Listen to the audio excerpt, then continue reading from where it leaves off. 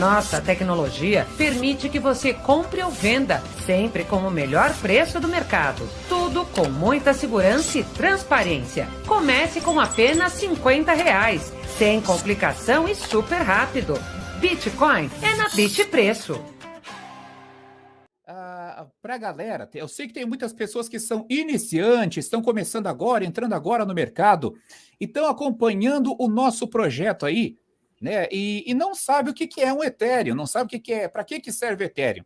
Até então, muitas pessoas têm essa visão de que as criptomoedas, elas têm esse lance todo especulativo. Eu vou comprar Ethereum porque pode valorizar, eu vou ganhar dinheiro, depois eu vou vender e azar.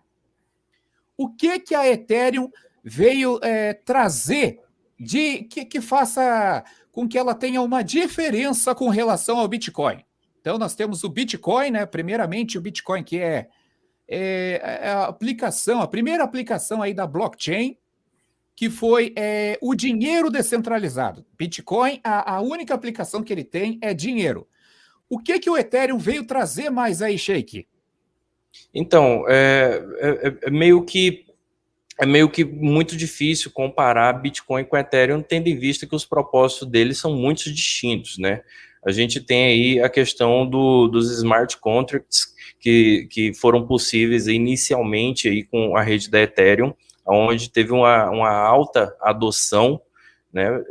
Inclusive começaram a surgir os protocolos DeFi, os protocolos descentralizados dentro da rede da Ethereum. Eles precisam da rede da Ethereum para poder funcionar, né? E em comparação com o Bitcoin, não. O Bitcoin ele é uma reserva de valor, igual você colocou muito bem.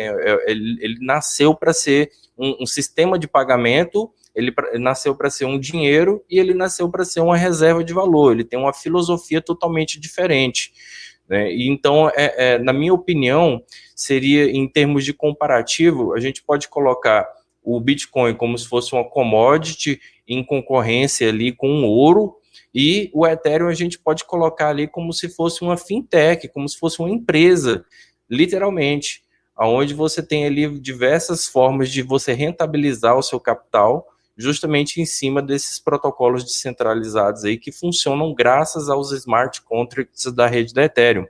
E, inclusive, algumas pessoas acham isso uma característica que não é tão agradável. Não, o Ethereum ele está sempre mudando, estão sempre mudando as regras de funcionamento da rede. O Ethereum, o Bitcoin não, o Bitcoin ele é mais confiável, porque ele tem um sistema de funcionamento ali mais consolidado.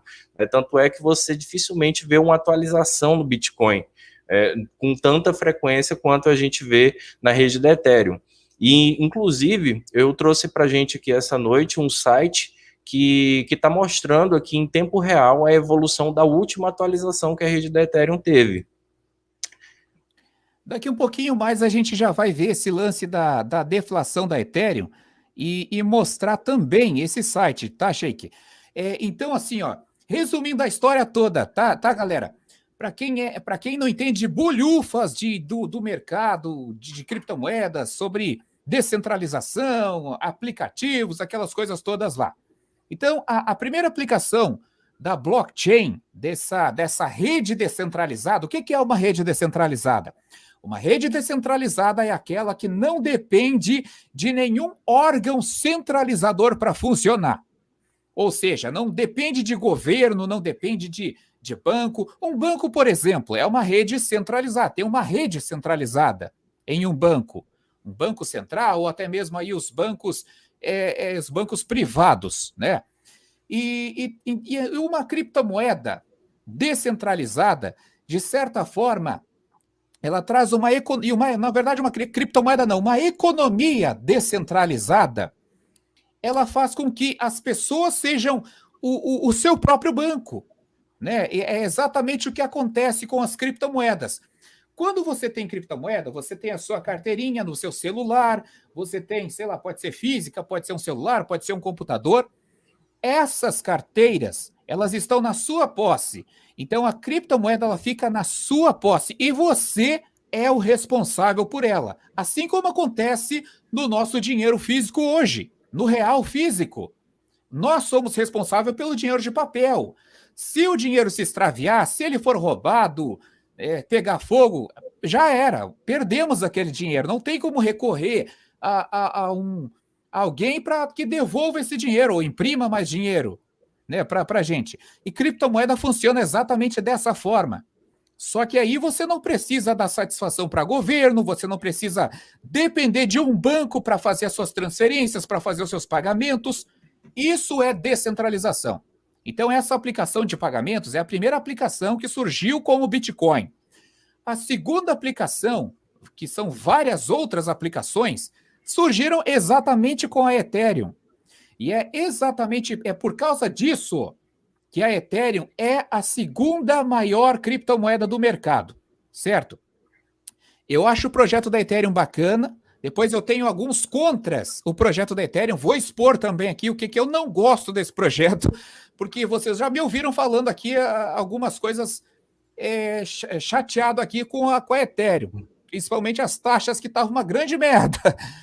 Mas agora, provavelmente, eu acredito que deva se resolver. Já vamos ver essa situação.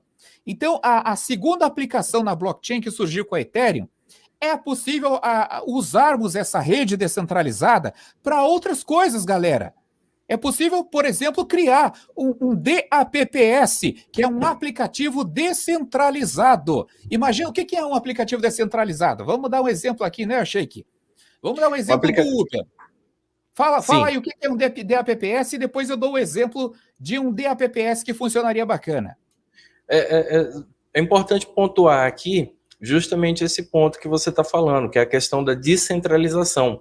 O mundo cada vez mais clama por descentralização. A gente observa aí, inclusive nas próprias redes sociais mesmo, né, onde cada vez mais está havendo aí uma seleção não natural ali, digamos, né, onde você tem canais sendo censurados, sendo excluídos arbitrariamente, né, então cada vez mais o mundo ele vai clamando pela descentralização, onde você tem o livre mercado, onde você vence pelo produto que você oferece, se ele agrega valor, se ele resolve um problema para a sociedade, e você coloca um preço que seja acessível. Então, você tem aí, principalmente a revolução dos sistemas de delivery, né?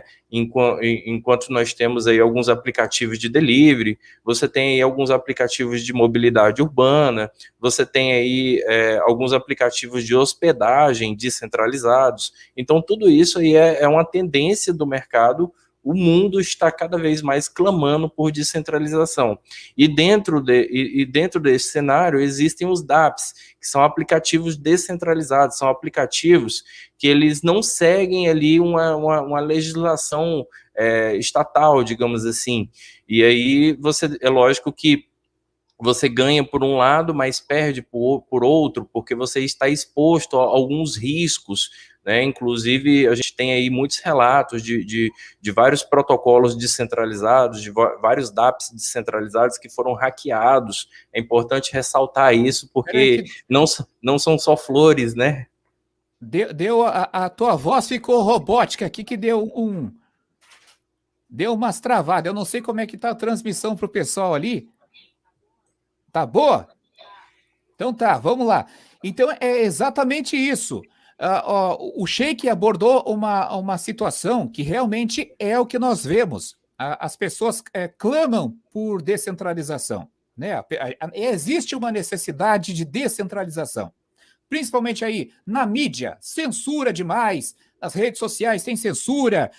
Olha o que é o dinheiro de países como Venezuela, Zimbábue e outros países que estão sofrendo com a inflação. Isso por quê? Porque o dinheiro dos caras é centralizado. Imagina você depender de um dinheiro centralizado, de um governo, o governo te força a usar aquele dinheiro. Usa esse dinheiro aqui, não pode usar dinheiro nenhum, não pode usar criptomoeda, não pode usar dólar, é esse dinheiro aqui que vocês têm que usar. Só que é o seguinte, ele vai perder você vai perder o seu... Isso que o governo diz para algumas pessoas aí na cara dura, para algumas nações. Você vai usar esse dinheiro e vai se ferrar. Por quê? Esse mesmo dinheiro que hoje você compra, sei lá, um automóvel, daqui 10 anos você vai comprar uma bicicleta. Uma bicicleta. É isso que o governo fala para a gente aí.